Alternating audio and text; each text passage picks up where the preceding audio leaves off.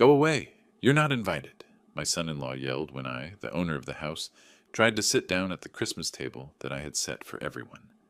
Forgetting that he lives in my house at my expense, he kicked me out like a servant. I calmly got up, walked to the front door, and took a step that shocked the guests and turned the lives of the traders upside down. Before we continue, please subscribe to the channel and write in the comments what time it is where you are now. The smell of roasting turkey filled the kitchen before sunrise. I stood at the counter, hands working through the stuffing mixture, sage, onions, celery, while darkness pressed against the window above the sink. Something felt wrong about this Christmas. The house was mine, paid off in 2011, but lately it felt like I was visiting someone else's life. I'd been cooking since 5. The turkey, 20 pounds, glistened in the oven. Cranberry sauce simmered on the back burner. Roasted vegetables waited for their turn. My hands moved efficiently despite the arthritis, muscle memory from decades of holiday meals. Nobody had offered to help. Nobody had even come downstairs yet. I remembered Amanda's phone call 3 years ago. I'd been chopping carrots when it came through, just like I was chopping them now. Dad, we need help. Michael's company. It's gone. Just for a week or two until we figure things out. Come home, sweetheart. Stay as long as you need. They'd arrived with 3 suitcases and hollow eyes. Sterling construction had collapsed overnight. Bad investments, worse partners. Amanda had hugged me tight in this very kitchen, crying into my shoulder. Thank you, Dad. We'll get back on our feet soon. Michael had shaken my hand firmly, his grip desperate. You're saving our lives, Waldo. I opened the china cabinet, pulling out her plates. My wife's collection, the good ones we'd bought together in 1995. The memory shifted. 6 months after they'd moved in, I was setting the same table when Michael had walked through. Waldo, you really should update this place. The carpets, the furniture, it's all very dated. I like it this way. It's comfortable. He'd laughed, that patronizing sound I'd hear 1,000 more times. Comfortable for you, maybe, but we have friends coming over. I folded the napkins now, creasing them into triangles. Another memory surfaced. The check I'd written. $45,000 to save them from creditors. I still had the canceled check in my filing cabinet, dated February 2022. Amanda had cried with relief. You're saving our lives, Waldo. Michael had clasped both my hands. We'll pay you back for everything. The months had passed like water through a sieve. Month 12, I'd been watching the evening news when Michael took the remote from my hand. I was watching that game, old man. Month 18, I'd overheard Amanda on her phone in the hallway. Yeah, we're stuck living with my dad. It's suffocating. Recent weeks had brought new indignities. Being told to keep it down past 9, having my mail opened and sorted, being asked to give them space in my own living room. The doorbell rang at 3. I heard Michael's voice booming in the entryway, playing host. Jason, Melissa, come in, come in. I stayed in the kitchen, basting the turkey one final time. Through the doorway, I watched them arrive. Jason, loud and confident, worked in tech. Melissa, his wife, had that look of someone perpetually judging her surroundings. David came next, Michael's former business associate, then 4 others whose names I'd learn later. Thanks for having us, Mike. Jason's handshake was enthusiastic. I stepped into the dining room, extending my hand. Welcome to my... Michael's arm wrapped around Jason's shoulders, steering him away. Let me show you where the drinks are. Amanda made her famous eggnog. His eyes flicked toward me, dismissive. That's just Amanda's dad. He's staying with us for the holidays. Staying with us. The words echoed. The inversion was complete. I retreated to the kitchen. Through the doorway, I watched Michael pour my wine into my glasses, gesturing expansively about our plans for renovating the dining room. Amanda floated past, playing hostess, avoiding my eyes entirely. Jenny found me checking the oven temperature. My 15-year-old granddaughter leaned close, whispering, Grandpa, why don't you tell them? Tell them this is your house. I patted her hand. Sometimes, Jenny, you let people reveal themselves. Truth has a way of coming out. But it's not fair. I managed to smile.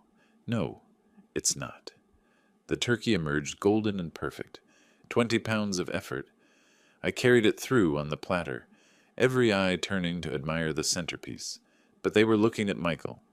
Mike, this looks incredible. You've outdone yourself. Michael accepted the praise with a modest nod. Thanks, man. Been working on it all day. I stood in the doorway, holding the empty platter, my jaw tight. Amanda set out dishes, arranging them just so. The perfect hostess in someone else's home. Mine. Everyone, let's sit! Michael gestured to the table. I'd set it for 12. 12 places, 12 napkins, 12 settings of china. As they took their seats, I realized what they'd done. The arrangement left no clear place for me. I stood at the edge of my own dining room, watching strangers fill my table. I'd sat at the head of this table for 26 years, bought it in 1998, carried it through that door with my own hands, refinished it twice, fed my family on it through births and deaths and everything between. I took a step forward. My hand reached for the chair back, the chair where I'd always sat. Every eye in the room tracked the movement. My fingers closed around the wooden chair back. I began to pull it out. The scraping sound of legs against hardwood cut through the dinner chatter like a blade. Conversations died. Forks paused mid-air. I was lowering myself to sit when Michael's palm slammed against the table. Both hands flat. The impact made glasses jump. A napkin fluttered to the floor. He rocketed upward, chair scraping harsh behind him. "Get out!" His voice filled the room. "You're not invited. This is our family table." I stopped moving, halfway into sitting, frozen. Then I reversed the motion, standing fully upright. My voice came out quiet, calm. "Michael, did you forget whose house we're in?" The question hung there. Around the table, reactions bloomed like flowers in stop motion. Jason's fork stopped, halfway to his mouth. Turkey suspended. Melissa's eyes went wide, darting between Michael's red face and my calm one.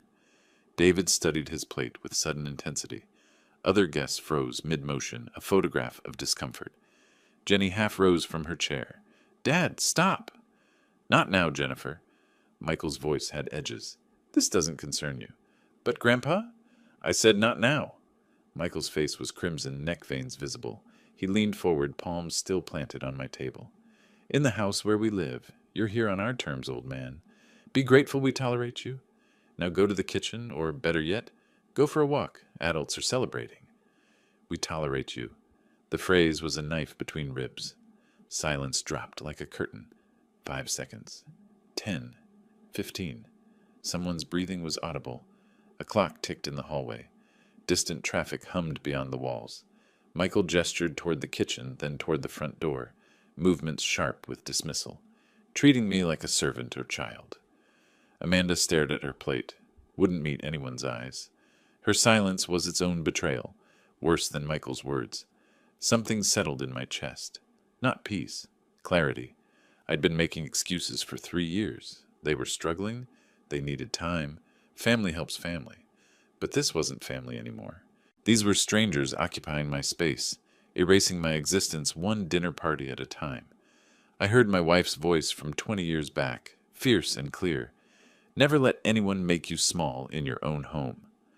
I turned from the table, not hurried, not slow, deliberate.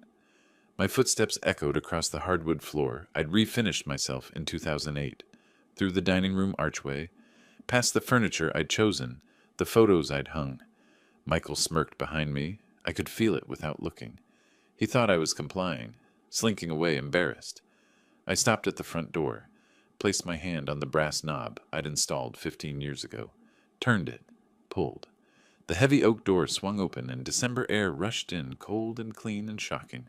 40 degrees, maybe less. The rectangle of darkness outside seemed to expand, swallowing the warm yellow light from inside. I stood in the doorway and turned to face the room. "Everyone who is currently in this house and is not its owner, you have 5 minutes to leave. This is my house. I bought it in 1998. Michael, Amanda, take your things and go. Right now." Michael laughed, actually laughed, the sound harsh and disbelieving. "You're joking." But the guests were already standing, reaching for coats draped over chair backs, mumbling apologies. Jason squeezed Michael's shoulder. "Man, we should probably go." "No, sit down. He's bluffing. Ignore him." Melissa was already at the door, coat on. "Jason, come on. This is a family thing." "Yeah, we'll call you later." Jason followed his wife. They fled, all of them within 90 seconds. David nodded awkwardly as he passed. Thanks for, sorry. The others filed out in a stream of uncomfortable silence, avoiding eye contact. The door stayed open, cold wind pouring through. Then it was just the four of us. Michael remained standing at the table, but his confidence had cracks. You can't just kick us out. We live here. I stayed at the door, December wind at my back. You live here as my guest. Guess I'm now asking to leave. Amanda finally spoke, her voice breaking. Dad, please. This is insane. I looked at my daughter. Our eyes met for the first time that night. Amanda, you have a choice. Make it. We're not going anywhere. Michael's defiance was returning. You're a crazy old man. I reached into my right pocket, pulled out my smartphone. My thumb wasn't clumsy. I'd taught myself technology, stayed current. I unlocked the screen, navigated to the phone app. Michael's face went from red to white faster than a traffic light. Then I'm calling the police. You wouldn't. But his voice had no conviction. My thumb moved deliberately across the screen. 9. Pressed the digit. 1. Pressed again. 1. I lifted the phone to my ear. Michael stood frozen at my table, next to my china, in my dining room. Amanda had both hands over her mouth. Jenny watched everything with wide eyes. The line began to ring. My thumb completed the motion. The final digit pressed. The phone screen lit up. Calling emergency services. 1 ring. 2. A click. 911, what's your emergency? Michael laughed. Not nervous laughter, genuine mockery. The old man's completely lost it. Sit down, Waldo. Stop embarrassing yourself. I kept my eyes on the open door, cold December air rushing past me. Yes, I need assistance. There are people in my home who are refusing to leave after I've asked them to depart. The address is 2847 Maple Grove Drive, in the Land Park District.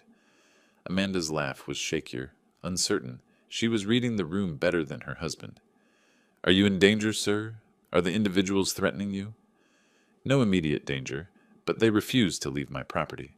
I am the sole owner of this residence. Officers are being dispatched. Estimated arrival 12 minutes. Please stay on the line if you feel unsafe. I'll be fine. Thank you. The click of the call ending was the loudest sound in the house. Michael's laughter died like someone had cut its throat. The smugness melted off his face like wax near a flame. Color drained from red to white in seconds. Amanda screamed. Not words at first, just sound. Pure panic made audible. Then words came. Dad, what are you doing? This is us. Your family. Jenny started crying. Quiet tears, trying to make herself invisible in the corner. Michael's aggression returned, desperate now. You can't do this. This is our home. We have rights.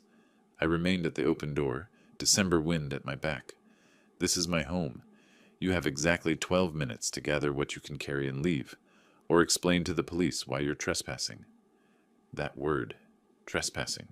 It made everything real. Michael looked around as if seeing the house for the first time. Really seeing it.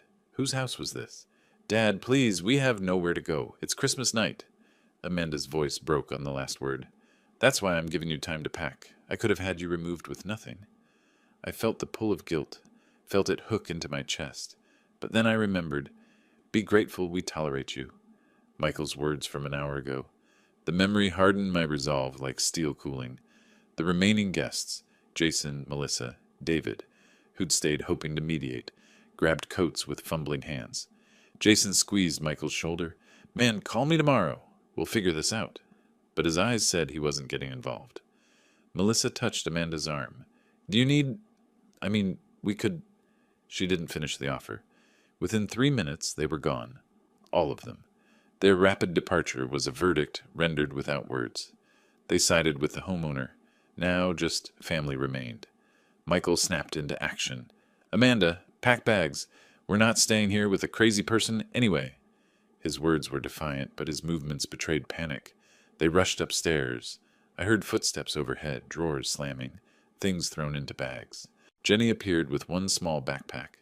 Tears streaming, she approached me slowly. Grandpa, I'm sorry. My voice gentled for the first time. You have nothing to apologize for, sweetheart. This isn't right. They shouldn't have treated you that way. No, but it's necessary to set things right. Flashing red and blue lights painted the walls through the front windows. 2 officers approached. Rodriguez, male, 40s, with the bearing of someone who'd seen everything twice. And Park, female, 30s, efficient and sharp-eyed. "Sir, you called about a trespassing situation?" Rodriguez's voice was professional. "Yes, officer. I'm Waldo Ross, owner of this property. These individuals were guests. I've asked them to leave. They're refusing. May I see identification and proof of ownership?" I had my driver's license ready. "The deed is in my office. One moment." I walked to my study, opened the second drawer of my filing cabinet, pulled out the manila folder labeled Property Documents. My hands were steady. I'd prepared for this moment without knowing I was preparing. The document was clear. Property purchased. April 1998. Sole owner, Waldo Ross. Officer Park studied it carefully. "And there's no lease agreement?" "No lease. They were family staying temporarily. That arrangement has ended." Michael and Amanda descended the stairs with hastily packed bags. They saw the police and froze. Michael tried to explain, words tumbling out. "Officers, this is a family misunderstanding. He's my father-in-law. We live here. This is our home, too." Rodriguez's expression didn't change. "Do you have documentation showing legal tenancy? Lease agreement? Rental receipts?" "No, but we've lived here 3 years. We have rights. Look up squatters' rights, or adverse possession." Officer Park was almost sympathetic. "Sir, adverse possession requires specific legal conditions and typically a much longer time frame. This is private property. The owner is asking you to leave." "But we're family," Amanda's voice cracked. Rodriguez looked at me. "Sir, do you want these individuals removed from the property?" I looked at Amanda, saw my daughter, saw 3 years of disrespect, of erasure, of being made small in my own home. "Yes, officer, I want them to leave. They don't have permission to be here." "You need to vacate the premises now," Rodriguez said to them. "Take what you have with you. You can arrange to collect remaining belongings later through civil means." Michael's face twisted with rage and humiliation. Amanda clutched her bag, mascara running in black tracks down her cheeks. Jenny stood small and scared, holding her single backpack. They filed past me. Michael hissed as he passed, voice low and venomous. "You'll regret this, old man." "I regret many things, Michael. This isn't one of them." They moved down the walkway toward the street, police car lights still flashing. I could see neighbors' curtains twitching in windows up and down the block. Michael turned back, mouth opening to shout something. "Keep moving, sir." Rodriguez's voice was firm. They kept moving. The night passed in fragments. I didn't sleep well, not from regret, but from the unfamiliar quiet. No footsteps above my head. No midnight arguments through the walls. No shower running at 6 in the morning. The silence was louder than noise had ever been. I woke at dawn, the house mine again. I walked through each room systematically. Master bedroom to hallway to the guest rooms where they'd stayed. Bathroom, kitchen, living room, dining room. Small details revealed their absence. Jenny's hairbrush gone from the bathroom counter. Michael's construction magazines missing from the living room coffee table. Amanda's coffee mug not in the sink. But the dining room table still held the abandoned Christmas dinner. Turkey cold and congealing. Vegetables untouched. The plates I'd set so carefully now monuments to waste. I didn't clean yet. Just observed. The house told last night's story in physical language. At 8, I made my first decision. The locks had to change. I didn't trust Michael not to return, use his key, take whatever he wanted. I called Sacramento, lock and key. "I need all exterior locks changed, today if possible." "We can be there by 10. 3 doors, emergency service, that's $450 total." "Do it." I used the waiting time productively. In my study, I pulled out my personal ledger. I'd been tracking everything, an insurance man's habit. Numbers don't lie, and I wanted the truth in black ink. The memories came with the entries. March 2022. The first entry, $45,000. Sterling construction debt repayment. I remembered that phone call, Amanda crying. "Dad, they're going to take everything." Michael desperate, but trying to maintain dignity. "You're a lifesaver, Waldo." Not Dad, never Dad. Always Waldo. I'd written the check that same day. Michael had promised repayment within 2 years, with interest. The check cleared. The creditors backed off. The promise evaporated. July 2022. $8,000. Bankruptcy legal fees, Morrison and Associates. Michael couldn't afford the lawyer to properly dissolve his company. I paid directly. Sat in that downtown waiting room while he signed papers. Amanda afterwards. Thank you, Daddy. She'd called me Daddy then, but the smaller costs added up worse than the large ones. I flipped through monthly expenses. Electricity jumped from $150 to $300 after they moved in. Water from $50 to $130. Gas, internet, groceries, all climbing. I fed 4 people, not one. Approximately $1,500 extra monthly, times 36 months, roughly $54,000 in living expenses, plus the documented cash, $53,000. Total somewhere between $107,000 and $114,000. I rounded it in my mind to $78,000 documented cash and $30,000 in living expenses. Either way, the number was staggering. I traced the gratitude timeline with my finger. First 6 months, frequent thanks. Months 6 through 12, less frequent. Year 2, appreciation became expectation. Year 3, criticism replaced gratitude. The last 6 months, not a single thank you. At 10 sharp, a white van pulled up. Sacramento lock and key logo on the side. Ted introduced himself, carrying a toolbox and looking professional. You want complete replacement, not rekeying? That's more expensive. I want new hardware, everything new. He whistled softly.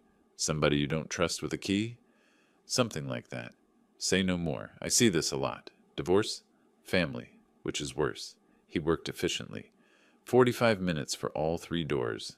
I watched each old lock come off, each new one go on. Symbolic rebirth. The new keys were shiny brass, unused. Only I would have copies. At 11, my phone rang.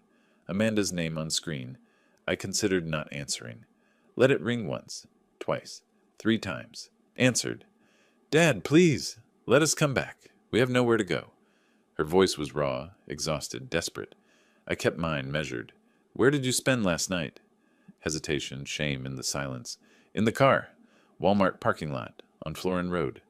I felt it then, a sharp pang of guilt. My daughter slept in a car on Christmas night, but then I heard Michael's voice in my memory. Be grateful we tolerate you. That's unfortunate. What's your plan now?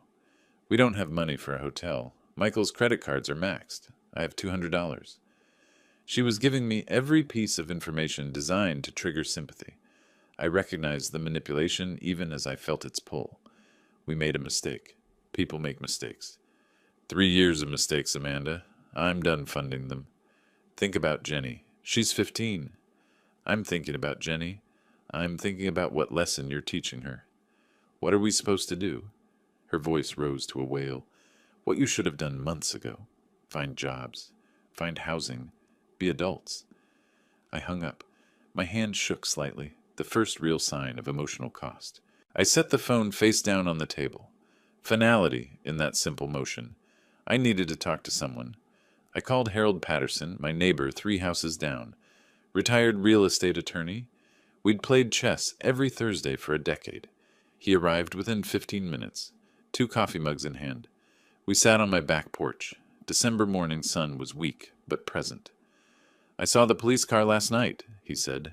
Figured you might need coffee and conversation. You're a good friend, Harold.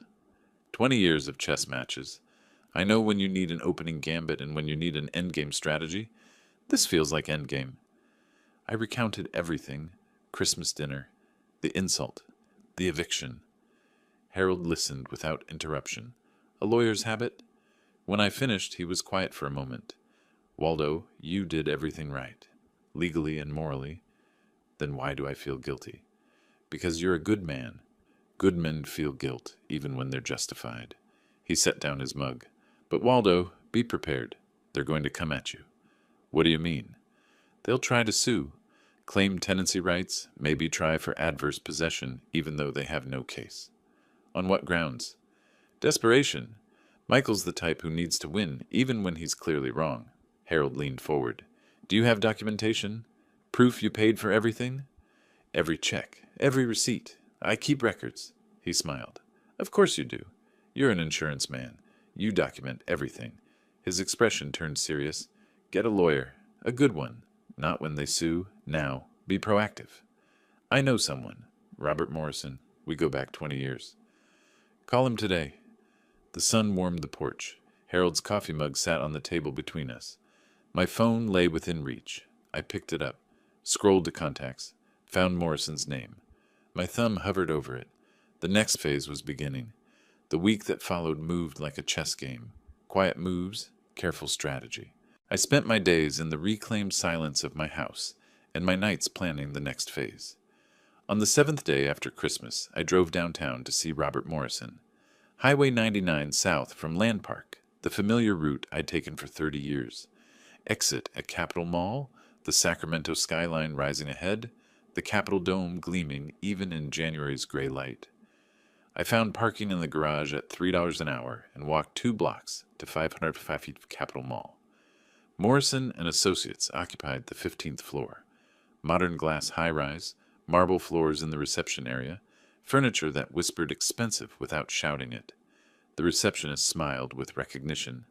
"Mr. Morrison is expecting you, Mr. Ross. Conference room B." I carried my leather document folder, heavy with papers, heavy with the weight of 3 years documented. Robert Morrison stood when I entered. 52, sharp dresser, reading glasses hanging from a chain. We'd known each other 20 years through insurance industry connections. He'd handled some contracts when I sold Ross Insurance Group, but we hadn't spoken in 2 or 3 years since the sale. Harold called me, said you had a family situation that might turn legal. I set the folder on the conference table. It already is legal. I evicted my daughter and son-in-law on Christmas night. Now I'm preparing for the retaliation. On Christmas, that's bold. Necessary. Robert reviewed the eviction details, nodding occasionally. You followed proper procedure. Police documentation helps tremendously. He paused. But they could claim constructive tenancy.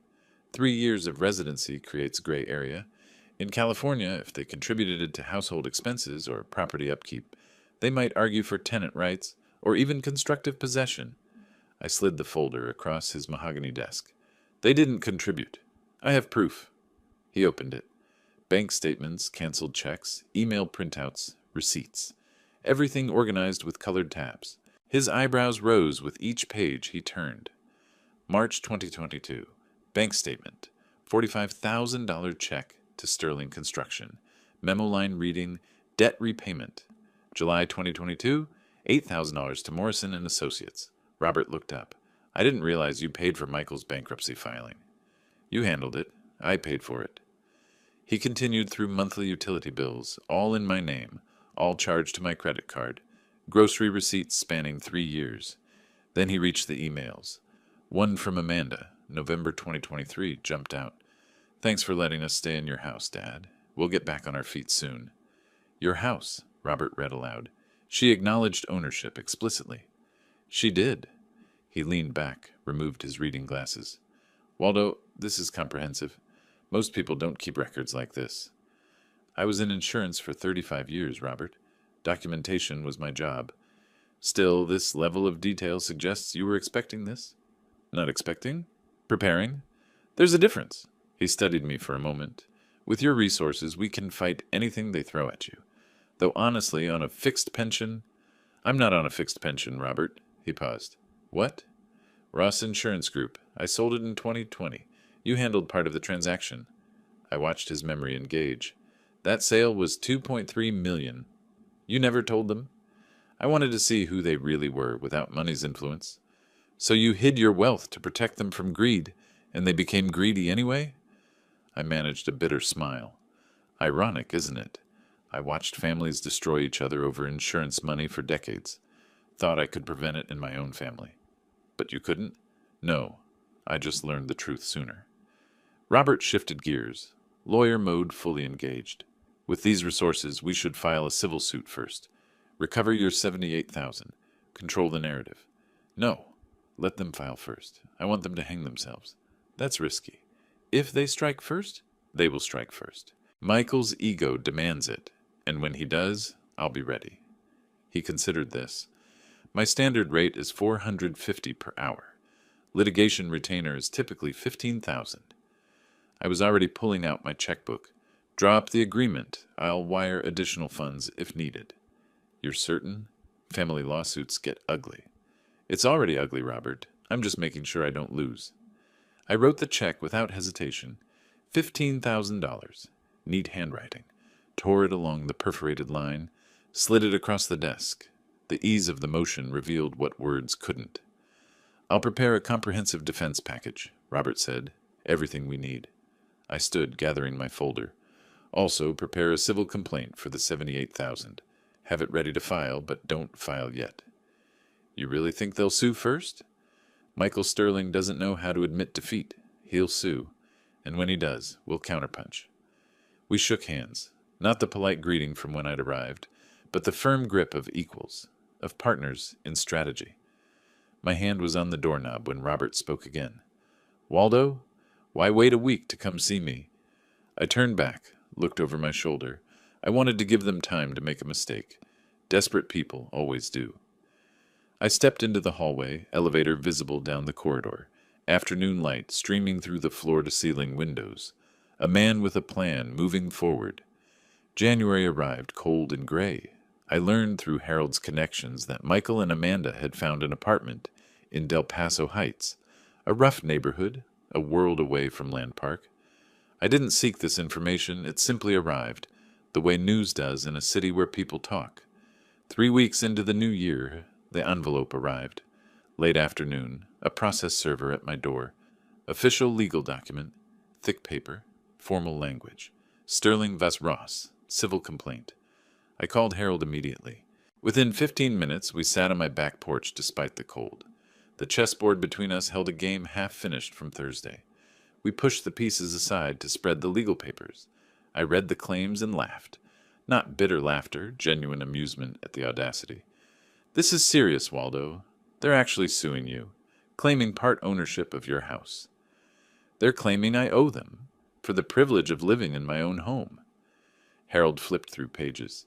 They're citing adverse possession, constructive ownership through improvements. What improvements? Michael fixed a leaky faucet once. I bought the parts. My eyes caught the signature at the bottom. Linda Fitzgerald, attorney at law. I recognized the name immediately. Pulled out my laptop, searched California State Bar records, while Harold watched over my shoulder. Linda Fitzgerald. Member since 2010. 127 cases on record, and 3 losses. Win rate approximately 19%. 80% loss rate? How is she still practicing? Because desperate people hire desperate lawyers, and desperate lawyers are cheap. $5,000 isn't cheap for people living in Del Paso Heights. No, which means they're betting everything on this lawsuit. They'll lose everything. Harold moved a knight on the chessboard, studying the position. They've made their opening move, aggressive but poorly planned. I countered with my bishop, a swift, confident placement. Every aggressive opening has a weakness. You wait for them to expose it. This isn't chess, Waldo. No, but the principle is the same. Patience defeats panic every time. I called Robert Morrison, put him on speaker so Harold could hear. Got the filing, Robert said. Linda Fitzgerald sent a courtesy copy. It's ambitious. That's generous. I'd call it delusional. Adverse possession requires 5 years minimum in California. They lived there 3. It's dead on arrival. When's the hearing? Judge Williams set it for February 12th. Preliminary hearing to determine merit. Harriet Williams, I know that name. Tough reputation. She doesn't tolerate frivolous claims. This should be quick. The weeks until the hearing crawled by with the same cold determination as January itself. I maintained my routine, chess with Harold, walks through Land Park, preparing for whatever came next. Amanda called once more. I let it go to voicemail. Dad, please drop this. We can work this out. Please. Her voice was broken, exhausted. I listened once, deleted it, felt nothing. February 12th arrived gray and cold. Sacramento County Superior Court, 729th Street, an imposing building downtown. Robert and I arrived at 8:45 for the 9 o'clock hearing. Security screening, metal detectors, elevator to the 4th floor, Department 42. The courtroom smelled of wood polish and old law books. California State SIL above the bench. Judge Williams' nameplate gleaming brass. Michael and Amanda were already there with Linda Fitzgerald. First time I'd seen them since Christmas night. Michael wore a cheap suit, ill-fitting, probably borrowed. He hadn't shaved well. Dark circles shadowed his eyes. Amanda wore business casual from Target or Walmart, her hair less styled than I remembered, makeup minimal. Jenny sat between them, looking miserable. Linda Fitzgerald carried an overstuffed briefcase, papers threatening to spill out. She looked harried and unprepared. Michael saw me, his face flushed immediately, pale to pink to red to nearly purple, like watching a sunset reflected in anger. Amanda looked away, wouldn't meet my eyes. Jenny gave a small, sad wave. I nodded back. All rise. Department 42 now in session. Honorable Harriet Williams presiding. Judge Williams was an African-American woman in her 60s, gray hair in a professional bun, reading glasses on a chain. Her expression suggested she'd seen every type of foolishness courts could offer. She took the bench, reviewed the file briefly. I've reviewed the complaint and response. Let's get straight to it. Ms. Fitzgerald, your clients are claiming what, exactly? Linda stood, fumbling with papers. Your Honor, my clients resided at the defendant's property for 36 months. They established adverse possession through continuous occupancy. Adverse possession requires 5 years minimum in California. Your clients lived there 3 years. Explain the discrepancy. Well, Your Honor, there's also constructive ownership through improvements made to the property. What improvements? Documented how? My clients will testify to household repairs and general upkeep. Judge Williams cut her off. Testimony alone doesn't establish ownership, Ms. Fitzgerald. Do you have receipts, contractor invoices, bank statements showing these improvements? Testimonial evidence should be sufficient to establish. Not in my courtroom. Next argument. Robert Morrison stood, calm and prepared. Your Honor, I have comprehensive documentation. Bank statements showing Mr. Ross paid every household expense for 36 months. He slid exhibits across to the clerk. Additionally, email evidence from November 2023, where plaintiff Amanda Ross Sterling explicitly acknowledged this as Dad's house. Her words. He connected his laptop to the courtroom projector. Amanda's email appeared on screen, visible to everyone. Thanks for letting us stay in your house, Dad. Michael's purple face deepened. Like an overcooked beet, I thought. Judge Williams reviewed the document silently for 2 full minutes. Then she removed her reading glasses. I've seen enough. Ms. Fitzgerald, your clients have no case. Adverse possession requires 5 years. No lease existed. No rent was paid. No ownership was established. This is clearly a family dispute, not a property claim. Motion to dismiss, granted. Case dismissed with prejudice. Linda tried once more. Your Honor, if we could have an extension to gather additional... No. With prejudice means final, Ms. Fitzgerald. Michael half rose from his seat. This is... Judge Williams' voice sharpened like a blade. Sit down, Mr. Sterling. You're fortunate I'm not sanctioning your attorney for wasting court time. All rise. The judge exited. The hearing had lasted less than 15 minutes. In the marble corridor outside, Michael was shaking with rage. He turned toward me, started forward. Robert stepped between us. Don't. You're already on thin ice, Mr. Sterling. You'll regret this, old man. This isn't over. Several people in the corridor turned to look. Amanda pulled Michael's arm. Michael, stop. Let's just go. Please. Linda Fitzgerald scurried away without speaking to her clients, knowing she'd failed them completely. I stood calm, watching Michael's meltdown with the detachment of someone observing a chemical reaction. Predictable, inevitable, complete. I watched my son-in-law disintegrate in a courthouse hallway, purple-faced and impotent, and felt something I hadn't expected. Not triumph, not even satisfaction. Just cold certainty that this was far from over. My hand slipped into my coat pocket, fingers touching the folder Robert had given me earlier. The one marked, Phase 2, Civil Recovery Complaint, $78,000. The counterpunch was ready. The weeks following the courthouse dismissal passed with deceptive calm. Michael and Amanda vanished from my radar, licking their wounds in Del Paso Heights, but I wasn't idle. Victory in court was one thing, justice was another, and justice required deeper digging. In early March, I made a phone call I'd been planning since Christmas night. I'd spent 35 years in insurance. I knew how fraud worked, and I knew Michael.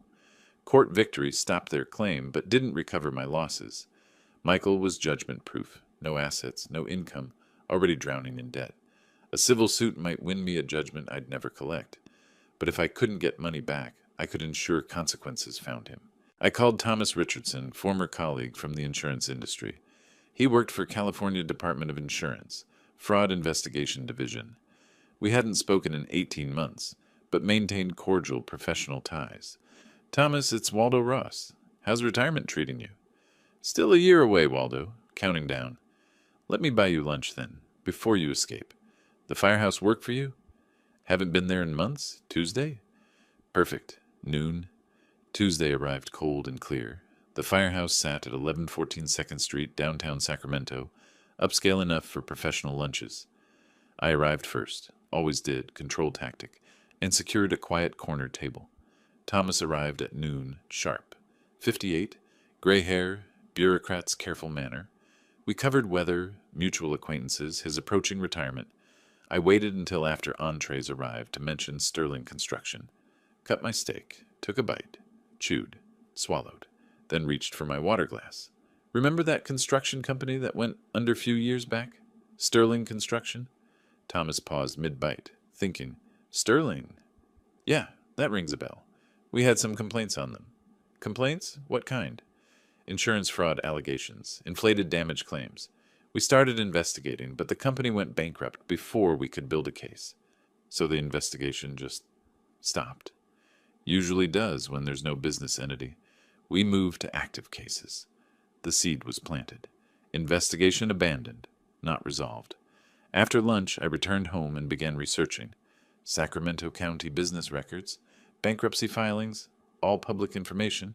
Found Kevin Torres listed as 25% partner in Sterling Construction, LLC.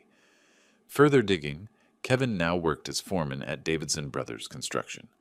I called Davidson Brothers, said I was an old friend of the family, got Kevin's cell number from a helpful receptionist.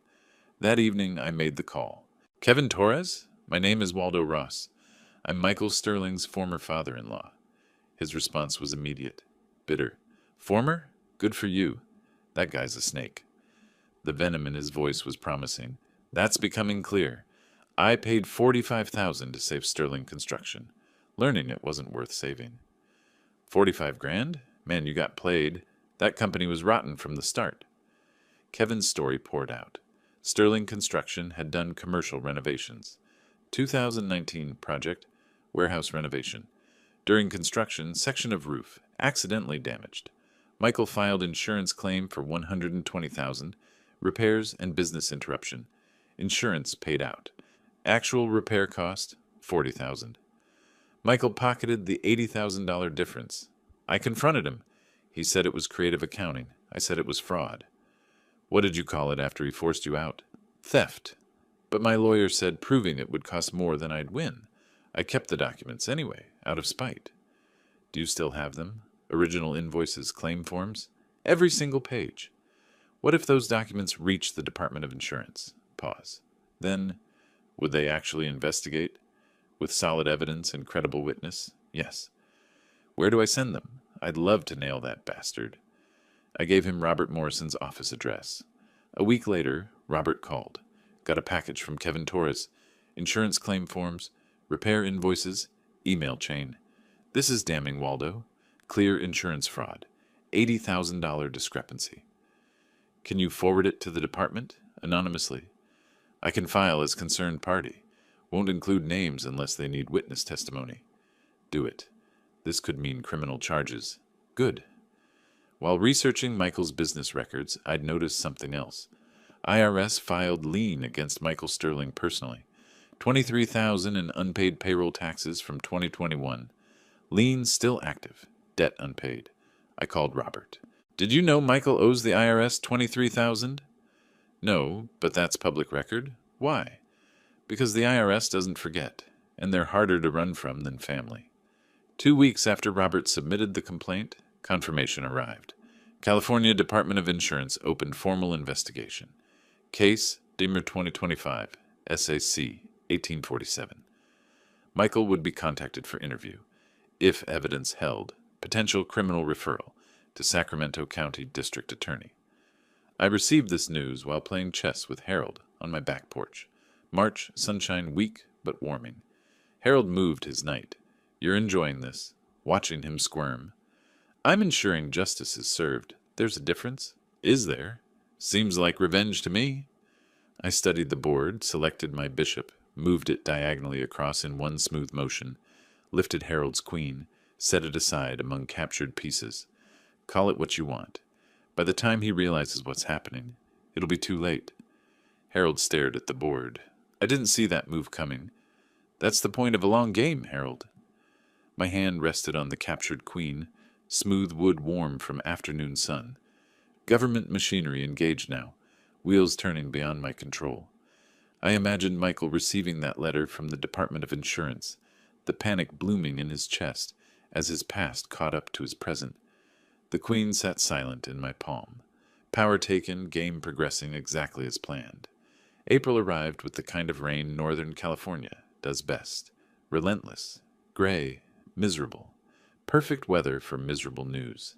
The investigation into Michael's insurance fraud moved with bureaucratic slowness, but its effects rippled faster than I'd anticipated. I learned about the collapse secondhand, the way you always learn the best gossip, through people who can't wait to tell you. First call came from an acquaintance in the construction industry. Waldo, thought you'd want to know. Word's out about Sterling. Department of Insurance investigation for insurance fraud. I hadn't heard. When did this become public? Last week. Sacramento construction community is small. Guy I know was giving Sterling cash work. Fired him immediately. Liability concern. Nobody wants an active fraud investigation on their site. Too much risk. Michael's under-the-table income vanished overnight. Harold mentioned seeing Amanda at her mailbox, looking distressed. Later that week, through Harold's neighborhood connections, I learned about the IRS letter. Official demand. $23,000 in unpaid payroll taxes, plus penalties totaling $4,800. $27,800 total. Payment deadline, 30 days or wage garnishment and asset seizure. They had nothing to seize, no wages to garnish. But the IRS didn't care. Debt remained, interest accrued. Early May, my phone rang. Jenny's name on screen. First time since the eviction. Grandpa, can we meet? I need to talk to someone normal. Of course, sweetheart. Where and when? Gunther's? Tomorrow afternoon? I can't be in that apartment anymore. I'll be there. 2:00. Thank you. And Grandpa? I'm sorry. For everything. We met at Gunther's Ice Cream in Land Park. Outdoor tables. Spring trying to break through April's gloom. Jenny sat across from me with an untouched cone melting in her hand. I reached across, gently took it, set it aside, then took her hand. They fight every night. About money. About the investigation. About you. About me? Dad blames you for everything. Says you're rich and stingy. Mom finally yelled back that you gave us $45,000. Jenny's voice shook. Some government letter came. Mom read it and started screaming. I'd never heard her like that. What did she say? She screamed, "You stole $80,000. You committed fraud?" Dad said, "I did what I had to do." Mom said, "You destroyed us. My father threw us out because of your crimes." Dad said, "Your father could have helped us instead of keeping score." Mom said, "He gave us everything and you threw it in his face." First time Amanda assigned blame correctly. Not to me, but to Michael, Jenny continued. Creditors call constantly, sometimes 10 times a day. 6 different credit cards, all maxed. $35,000 total. They scream at each other until neighbors pound on the walls. Through Jenny's account, I assembled the picture. Amanda genuinely hadn't known about Michael's fraud. Her confrontation with him was real. Shock, betrayal, rage. But Michael deflected, still blamed me for not giving them more. The irony, he was right about my wealth, wrong about everything else. The Land Park community learned the full story through social media. Helen Martinez, Neighborhood Association president, posted on Facebook without naming names. Some people don't value kindness until it's gone. Seeing someone treat their elderly parent like a servant, then act shocked when there are consequences. That's not misfortune. That's karma. 140 likes, 50 comments. Several tagged it in ways that identified Amanda. She was still in the Land Park Facebook group. She saw it. Public shame in the community where she grew up. Jenny reported Amanda crying in the bathroom frequently. avoiding grocery stores where neighbors shopped, unfriending people on social media. Her support system, father, old friends, gone, isolated, ashamed, trapped with a man she now resented. Early June, text from Jenny. They're getting divorced. Mom filed papers today. I don't know what happens to me. I'm scared. I called Robert Morrison. My daughter is divorcing Michael. Does that affect our strategy? You're going to sue her too? Your own daughter? I'm going to recover what's owed. She made her choices. Pause. All right, your call. Through Robert's connections, I learned the divorce details. Michael kept his 2008 Ford truck, worth $3,000, owing $5,000. Amanda kept her 2012 Honda, worth $4,000, owing $2,000. Credit card debt split 50-50, $17,500 each. IRS debt split, $13,900 each. Legal fees outstanding, $1,000 each. Each walked away with approximately $32,000 in debt, minimal assets. Neither had income to pay any of it. Bankruptcy looming for both. Harold and I sat on my back porch one evening watching the late spring sunset. You've destroyed them financially, both of them. I've done nothing. Michael destroyed himself. And Amanda? She's your daughter. She chose him over me, chose silence over honesty, chose comfort over integrity. Can you live with that? I was quiet for a moment. Can I live with them treating me like a servant in my own home? Yes, I can live with justice. Through various sources, I had the complete picture. Michael, unemployed, under criminal investigation, divorced, $32,000 in debt, living in a studio apartment. Amanda, working part-time retail, divorced, $32,000 in debt, sharing an apartment with a coworker. Jenny, staying with Amanda, refusing to see Michael, emotionally traumatized. Both filed for bankruptcy in June, but bankruptcy wouldn't erase IRS debt or potential restitution from fraud conviction. Late June evening, email arrived from Robert Morrison. Subject line, DOI investigation update. Harold watched from behind my shoulder as I opened my laptop. The cursor hovered over the email. More bad news for them? Justice isn't bad news, Harold. It's just news. When does it end? My finger moved to the trackpad. When the scales balance. I clicked. The email began to load, text appearing line by line on screen. Harold leaned closer, reading. I felt the weight of what was coming. Criminal charges, restitution, the final phase of consequences Michael had earned through his own choices. The screen glowed in the dimming light, words forming the shape of what came next. July brought heat that turned Sacramento into an oven. The Department of Insurance investigation had concluded with criminal charges filed against Michael, 2 counts of insurance fraud. I learned this not from news, but from Robert Morrison's email, the one I'd opened at the end of June. The legal machinery was grinding Michael down with bureaucratic precision. I should have felt satisfied. Instead, I felt restless, like a chess player who'd won the game but found no opponent left to challenge. The knock on my front door came on a Wednesday afternoon, unexpected and somehow inevitable. I was home, windows open for cross breeze, ceiling fan rotating lazily overhead, not expecting anyone. Harold played chess on Thursdays, not Wednesdays. I opened the door to find Amanda standing on my porch, first time seeing her since the courthouse in February, 5 months ago. She looked older, thinner, hair pulled back plainly, cheap work clothes visible under a light jacket, retail uniform. Exhaustion lived in every line of her face. "Dad, can I come in? Please, just for a few minutes." I stepped aside without speaking. She entered slowly, looking around the house as if seeing it for the first time. Noticed things had changed. I'd redecorated slightly, made the space mine again. The absence of her family's belongings was evident in the empty corners, the rearranged furniture. We moved to the living room. I gestured to a chair, not the couch. Maintaining distance, sat across from her, waiting. The silence stretched. She struggled to begin. I didn't help, didn't make it easier. Finally, "Dad, I'm so sorry. For everything." She'd rehearsed this, but emotion broke through practiced words. I was blind. Michael manipulated me, but that's not an excuse. I let him treat you terribly. I stayed silent when I should have spoken up. Her voice caught. I chose comfort over integrity. I chose him over you. and I lost everything that mattered. I listened without interrupting. Part of me saw my little girl, the daughter I'd raised, now broken and seeking forgiveness. Another part remembered Christmas night, her silence at that table, years of being invisible in my own home, the pull of fatherhood versus the demand of justice. My hands gripped the chair arms, jaw tight. She continued, I'm not asking you to take me back. I'm not asking for money or help. I have a job now. Retail, minimum wage, but it's mine. I'm figuring things out. She met my eyes. I just needed you to know. I understand what I lost. I understand who you were trying to be for us.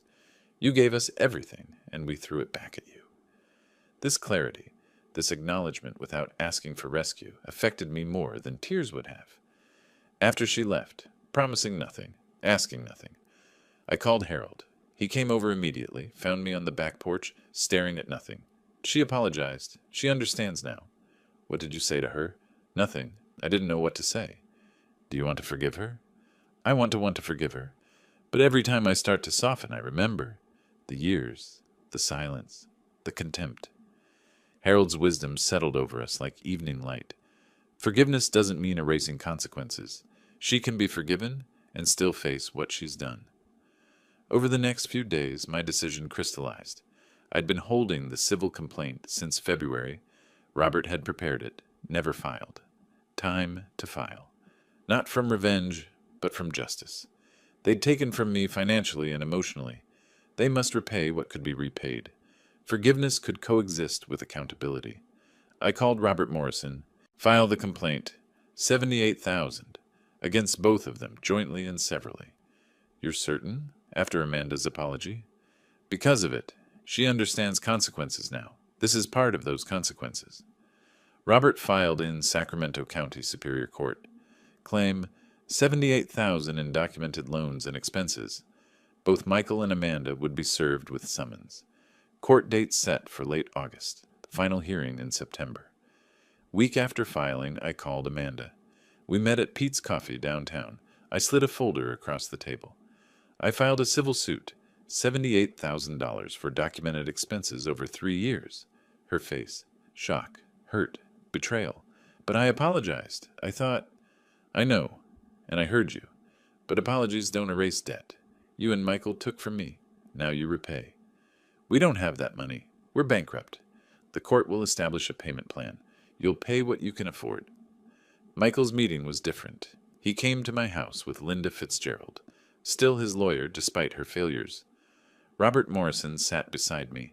I presented the same information. Michael exploded. You can't do this. Those were gifts. Family helping family. Robert, calm and professional. We have emails where you promised to pay back when you got on your feet. That's a loan, not a gift. This is ridiculous. You're rich. You don't need the money. What I have is irrelevant. What you owe is documented. We'll fight this. You'll lose. Again. But that's your choice. That evening, Amanda called. Her voice was tear-strained but clearer. Dad, I don't have the money, but I understand why you're doing this. You're teaching me something I should have learned years ago. Actions have consequences. I'll pay. However long it takes, it's what I owe. This response, acceptance rather than rage, showed her growth. She was learning. I could forgive someone who accepted consequences. Alone that night in my study, I looked at Amanda's childhood photos on the shelf. Hadn't looked at them in months. Realized punishment served justice, but accountability could serve redemption. The $78,000 might take years to repay, but the process taught the lesson. Harold's voice in my head. Forgiveness doesn't mean erasing consequences. My own thought added, but consequences can teach what forgiveness alone cannot. The notice arrived in late August. Final hearing scheduled September 15th, 2025, 9 a.m., Judge Harriet Williams presiding. I set it on my desk, next to the chess set where Harold and I had left a game unfinished. Picked up the white queen piece, examined it. Harold's voice from the doorway startled me. Ready for endgame? I didn't turn around. It's not about winning anymore, Harold. It's about finishing well. I set the queen back on the board, fingers resting on the smooth wood, feeling the weight of what came next. September 15th arrived with the kind of clarity Northern California reserves for autumn. Sharp air, golden light. The sense of things ending and beginning simultaneously. I dressed carefully that morning, not for vanity, but for ritual. The navy suit I'd worn to close the sale of Ross Insurance Group 5 years earlier. The watch my late wife had given me for our 20th anniversary. The cufflinks that had belonged to my father. Armor made of memories. By 8:30, Robert Morrison's Mercedes was in my driveway. We drove to Sacramento County Superior Court, 729th Street. Same building as February's dismissal, different department, Department 28, Civil Division. Same security screening, same elevators, but different feeling. This time I wasn't defending. I was seeking justice. Amanda sat alone on a hallway bench, retail uniform under her jacket. Michael stood separately with Linda Fitzgerald, looking defeated. Jenny offered me a small wave. I nodded back. All rise. Department 28 now in session. Honorable Harriet Williams presiding. Judge Williams entered, took the bench, reviewed the file. Recognition crossed her face. Mr. Ross, Mr. Sterling, Ms. Ross Sterling. We meet again, this time for civil recovery. Her tone carried wry weariness. She'd presided over our family's destruction. I've reviewed the evidence. Let's proceed efficiently. I believe we all want closure. Robert Morrison presented methodically. Bank statements, canceled checks, receipts, emails. Timeline, March 2022 through December 2024. Total documented $78,000. Amanda's email projected again. Thanks for letting us stay in your house. Michael's text, we'll pay you back within 2 years. Linda Fitzgerald had nothing to rebut. Before ruling, Judge Williams said, I understand that there's a related criminal case? Linda stood. Yes, Your Honor. Mr. Sterling has accepted a plea agreement. 2 years probation, community service, restitution to the insurance company. $80,000? Yes, Your Honor. Relevant to his ability to pay in this matter. Judge Williams removed her reading glasses, looked directly at the defendants. You lived in Mr. Ross's home for 3 years.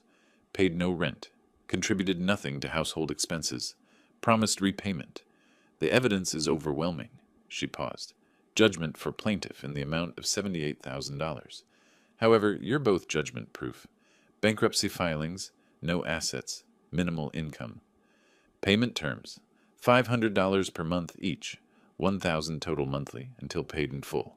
That's 78 months, 6.5 years, plus court costs of $8,000, split between you, joint and several liability. If either defaults, the other remains liable for the full amount. Amanda accepted this with bowed head. Michael started to object, but Linda touched his arm, and he subsided. Jenny's relief was visible. Mr. Ross, you've been patient and thorough. Justice is served. Judge Williams looked at the defendants. Use this time to rebuild. 6 years is opportunity for change. In the corridor afterward, Michael walked away immediately, hunched and broken. Amanda hesitated, then approached with Jenny beside her. Robert stepped aside, giving us space. Dad, I deserve this. We both did. All of it. Her voice was steady. No tears left. You taught me something I couldn't learn any other way. I didn't value what I had. I took you for granted. This judgment, the payments, the years, that's fair. That's justice. It's not about punishment, Amanda. It's about accountability. I know that now. I was a terrible daughter. But maybe I can be better, starting now. Michael stood by the elevator. He turned, took 2 steps closer, mumbled, Sorry for everything, but his eyes were down, voice flat, no real remorse, just going through motions. He entered the elevator, doors closed. Last sight of him. Jenny stepped forward, hugged me. First physical contact in 9 months. Grandpa, I understand why you did this. All of it. Thank you for showing me what standing up for yourself looks like. I held her. You can always visit me, Jenny. To Amanda. With your permission. Of course. You're her grandfather. She needs you. First acknowledgement of potential reconciliation. I forgive you, I told Amanda. But forgiveness doesn't mean forgetting. Trust is rebuilt over years, not moments. You'll make your payments. You'll live your life. And we'll see who you become. That's fair. That's more than fair. When you're ready, when you've shown you've changed, we'll talk. Really talk. I'll be ready, however long it takes. We didn't embrace. Not yet. But there was understanding between us. Robert drove me home. We were quiet until he said, "You did what you set out to do." Did I? I'm not sure what I set out to do anymore. You got justice, your home back, your dignity. I got accountability. Whether that's justice, time will tell. We arrived at 2847 Maple Grove Drive. I looked at my house. It was completely mine again. That evening, Harold came over for chess. We sat on the back porch in golden September light, mint tea steaming between us. The game was nearly over. I had clear advantage. Did you get what you wanted? I considered. I got my peace back, my home, my dignity, and they got a lesson they'll remember for the rest of their lives. 6.5 years of payments. That's a long lesson. Some lessons take time to learn properly. And Amanda, do you think she's really changed? I think she's starting to. Whether she finishes that change, that's up to her. So what did you learn from all this? I moved my bishop across the board. That the best revenge isn't destroying someone. It's showing them the truth about themselves. Michael saw his fraud, his manipulation, his refusal to take responsibility. Amanda saw her complicity, her silence, her choice to enable him, and I saw that I'm stronger than I thought, and more alone than I'd like. But not completely alone. I looked at my old friend. No, not completely. I moved my final piece. Checkmate. Harold studied the board, nodded appreciation. I didn't see that coming. Very long game. The longest games teach the most. We sat in comfortable silence, evening cooling around us. Light from my house spilled onto the porch. Inside, my home, my space, my peace. Outside, the neighborhood where I'd lived for 27 years. Everything the same, everything different. I picked up my teacup, took a sip of mint tea, and watched the sun set on a day that felt like both ending and beginning. The game was over. I had won. But more importantly, I had survived with my integrity intact. That, I decided, was the real victory. If you like this story, please like this video, subscribe to the channel, and share your impressions of this story in the comments. To listen to the next story, click on the box on the left. Thank you for watching.